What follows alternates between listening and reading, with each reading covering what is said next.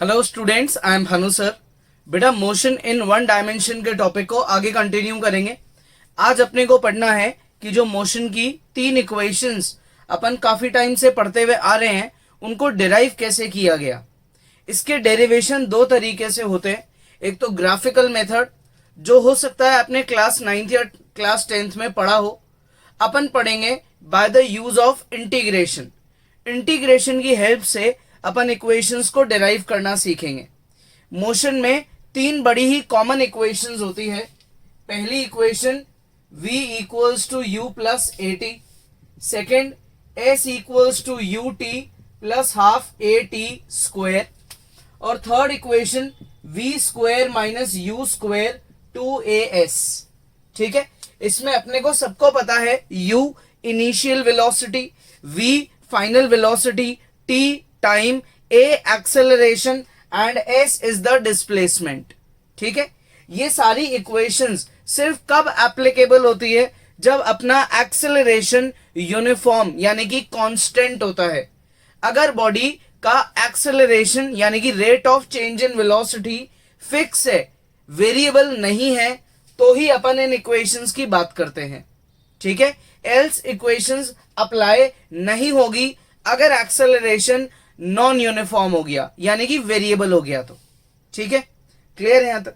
तो अब स्टार्ट करते हैं। देखो डेरिवेशन से, जब भी डेरिवेशन की बात आएगी तो सबसे पहली चीज अपने को जो लिखनी है वो है स्टेटमेंट।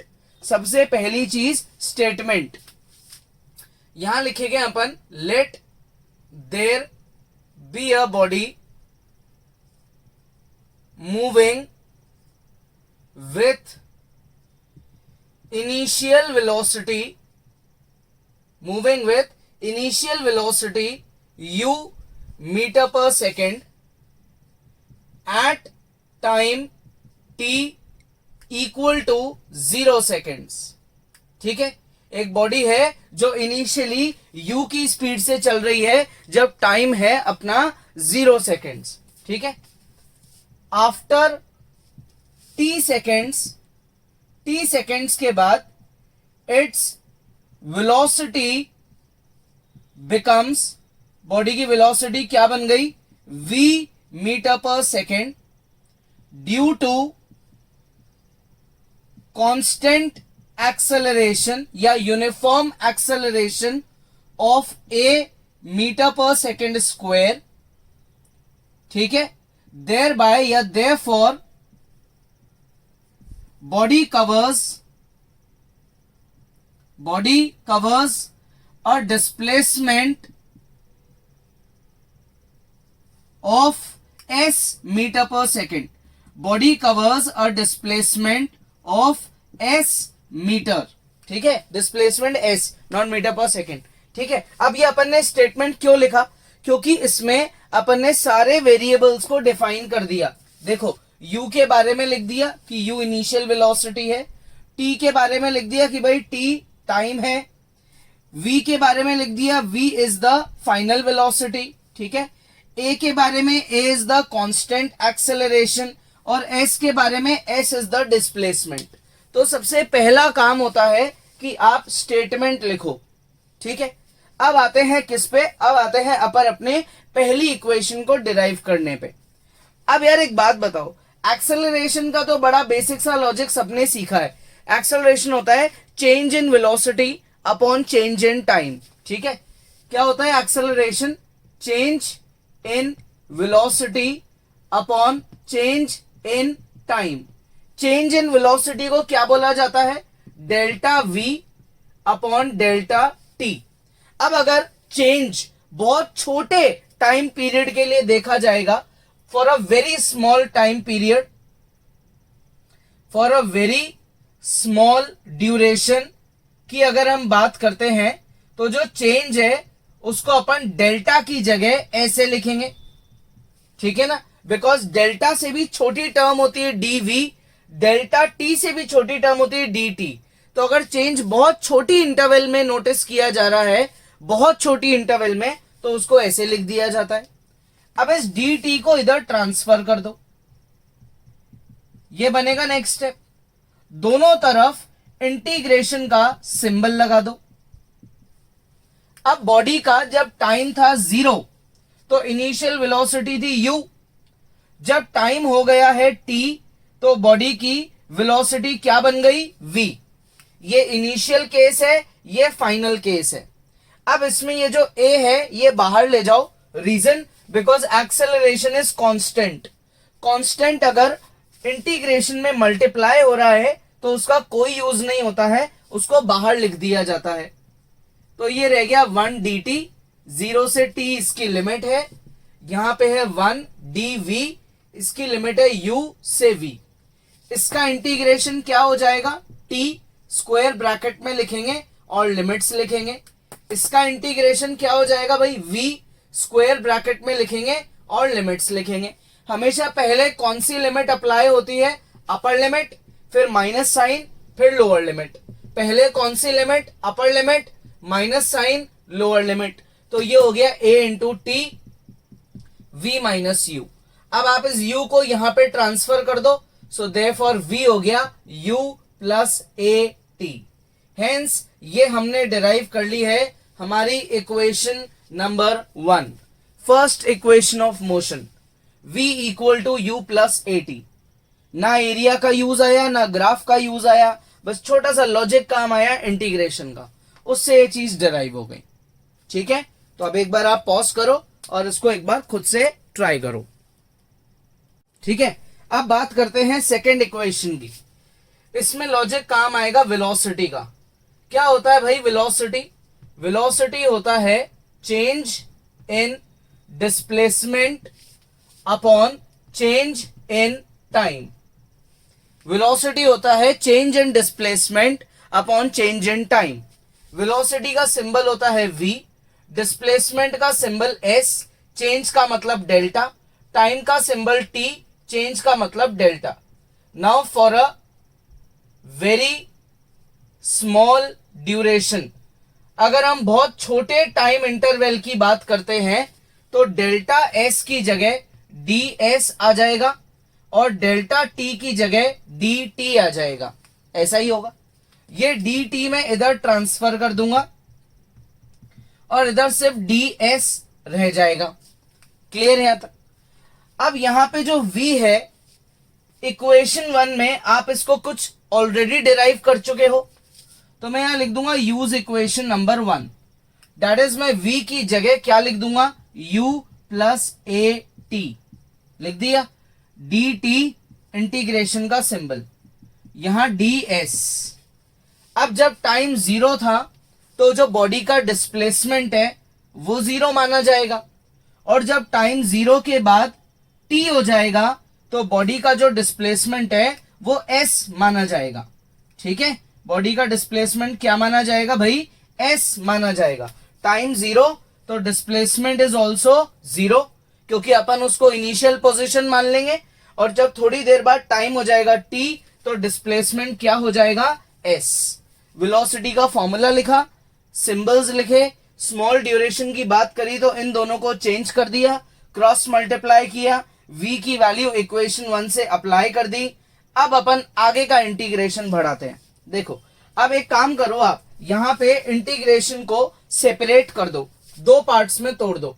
ठीक है, दो पार्ट्स क्या हो जाएंगे अपने, पहला पार्ट 0 से t u dt, फिर प्लस दूसरा पार्ट 0 से t a t dt equals to में इंटीग्रेशन ऑफ 1 ds 0 से s। ठीक है, अब u क्या है, कांस्टेंट, u को बाहर शिफ्ट कर दोगे तो 1 dt रह जाएगा। यहां क्या रह जाएगा, 1 dt, u बाहर 0 से t 1 dt, a बाहर चले जाएगा, अंदर रह गया 0 से t t dt, इधर हो गया 1 ds 0 से s। 1 का इंटीग्रेशन क्या होता है, 1 का इंटीग्रेशन होता है t, ये लिमिट्स लगा देंगे। t का इंटीग्रेशन क्या होता है, t का इंटीग्रेशन होता है t स्क्वायर अपॉन 2, ये लिमिट्स लगा देंगे। फिर 1 का इंटीग्रेशन क्या होता है, ये होता है s 0 से s, लिमिट्स लगा देंगे। अब इसमें पहले क्या लगाएंगे, अपर लिमिट, फिर माइनस लोअर लिमिट। सेम इसमें पहले क्या लगाएंगे भाई, अपर लिमिट और माइनस लोअर लिमिट। ठीक है, फिर इसमें पहले अपर limit minus lower limit. s minus 0 का मतलब होता है s, ठीक है, u इंटू टी प्लस 0 को तो हटाओ, ये तो कोई 0 हो गया, प्लस 1/2 का मतलब हाफ और a इंटू टी स्क्वायर। ये हो गई अपनी मोशन की सेकेंड इक्वेशन डिराइव। कौन सी इक्वेशन डिराइव हो गई? सेकेंड। चेक कर लो, बहुत इजी है। वेलोसिटी के फॉर्मूले से चालू करा, सिंबल्स में कन्वर्ट करा, इंटीग्रेशन तक लेके आए, v की वैल्यू पुट करी, इंटीग्रेशन को बड़ा डिटेल में अपन ने सॉल्व करा।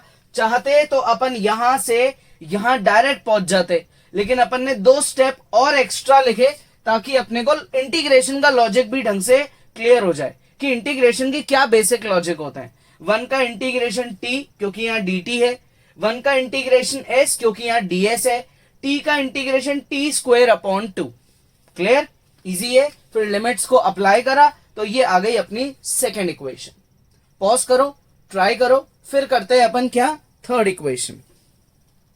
थर्ड इक्वेशन पे आते हैं। अच्छा, अभी अभी अपन ने क्या लिखा था? एक्सेलरेशन होता है change in velocity upon change in time. Next चीज अपन ने क्या लिखी थी? वेलोसिटी होता है change in displacement upon change in time. अब जरा इन दोनों को एक बार डिवाइड करते हैं। a अपॉन v, दोनों के LHS डिवाइड हो गए, इक्वल्स टू अब दोनों के RHS को डिवाइड करते हैं। ये इसका न्यूमरेटर आएगा dv अपॉन dt क्योंकि a ऊपर है, और इसका डिनोमिनेटर बन जाएगा क्योंकि v नीचे है। dt और dt कट गए तो a अपॉन v हो गया भाई मेरा dv और ये ds। अब मैं इसको क्रॉस मल्टीप्लाई कर देता हूं, a ds v dv।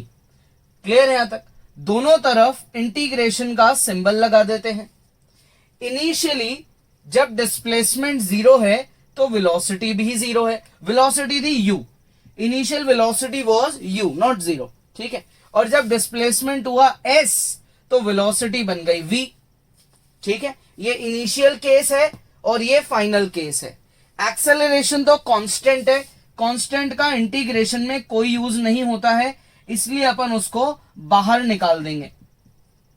अब मुझे क्या करना है? दोनों साइड इंटीग्रेट करना है और लिमिट्स को अप्लाई करना है, ठीक है। तो 1 का इंटीग्रेशन क्या होता है? 1 का इंटीग्रेशन होता है s,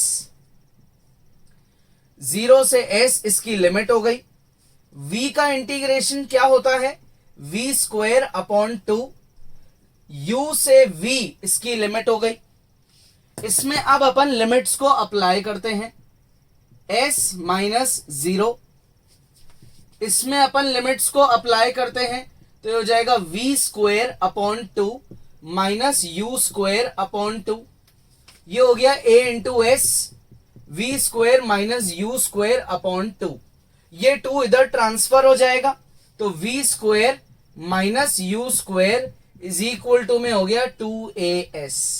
ये है अपने मोशन की थर्ड इक्वेशन। ये भी बहुत इजी है। तो जो आपने इनिशियल क्लासेस में 9th या 10th में ग्राफिकल मेथड सीखा था, उससे तो बड़ा ही इजी मेथड है इंटीग्रेशन करने का। स्टेटमेंट को लिखो और उसके बाद अलग अलग लॉजिक के इंटीग्रेशन लगा दो। सबसे पहले एक्सेलरेशन का लॉजिक लगाओ, फिर वेलोसिटी का लॉजिक लगाओ, और उसके बाद दोनों को मर्ज करके दोनों का एक नया फॉर्मूला डिराइव करके उसको आगे इंटीग्रेशन में कन्वर्ट कर लो। ठीक है, आ गया समझ में? तो इंटीग्रेशन की एक और बहुत इंपॉर्टेंस हुई मोशन में, क्या चीज? कि अपन इक्वेशन ऑफ मोशन को डिराइव कर सकते हैं। ध्यान रखना, इक्वेशंस ऑफ मोशन सिर्फ जब ही एप्लीकेबल होती है जब आपका एक्सेलरेशन कांस्टेंट होता है, यानी कि यूनिफॉर्म होता है। When a body changes its velocity y equal amount in equal interval of time, इसको बोलते हैं कांस्टेंट एक्सेलरेशन। तभी अपन अपनी मोशन की 3 इक्वेशंस की बात करते हैं। फर्स्ट इक्वेशन, सेकेंड इक्वेशन, ठीक है, और लास्ट वाली अपनी थर्ड इक्वेशन। और चेक करो आप तीनों इक्वेशंस में एक्सेलरेशन आ रहा है, तीनों में आ रहा है। तीनों में टाइम नहीं आ रहा, देखो थर्ड वाले में नहीं आ रहा है ना। तीनों में अपने डिस्प्लेसमेंट नहीं आ रहा, देख लो फर्स्ट वाले में नहीं आ रहा। तीनों में अपनी फाइनल वेलोसिटी नहीं आ रही, देखो यहां पे फाइनल वेलोसिटी नहीं है। तीनों में कॉमन क्या है? तीनों में है u कॉमन, इनिशियल वेलोसिटी, और एक्सेलरेशन। क्लियर? तो आज का टॉपिक बहुत इजी है, प्रैक्टिस करो आराम से। कोई डाउट है वीडियो दोबारा देखो, नेक्स्ट क्लास में आगे पढ़ेंगे।